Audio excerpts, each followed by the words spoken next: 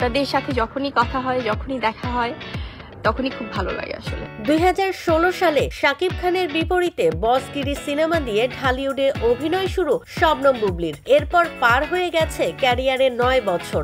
এখন শুধু পর্দার সামনেই নয়, পেছনেও নতুন আরেক অধ্যায় শুরু করবেন নায়িকা। আজকের ভিডিওতে আমরা জানাবো শবনম বুবলির নতুন অধ্যায় বিষয়।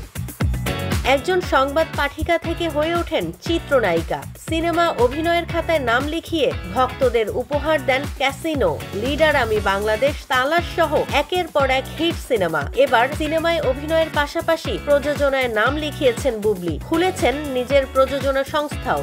সম্প্রতি সামাজিক মাধ্যমে এক ভিডিও বার্তায় জীবনের এই নতুন অধ্যায়ের খবর জানিয়েছেন নায়িকা।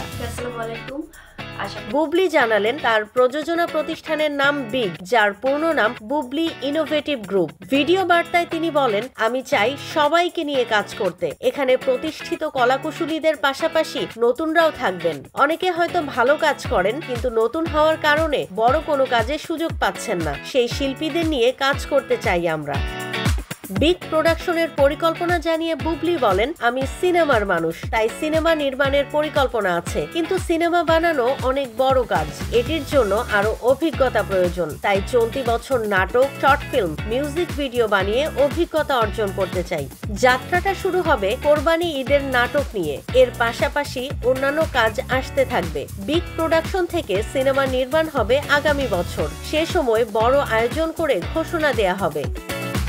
অভিনয় শিল্পীদের প্রযোজনায় নাম লেখানোর ঘটনা নতুন না, দেশের শোবিজ অঙ্গনও এর ব্যতিক্রম নয়। এর আগে ববি হক, মাহিয়া মাহি সহ এ সময়ের কয়েকজন অভিনেত্রী প্রযোজনায় এসেছেন।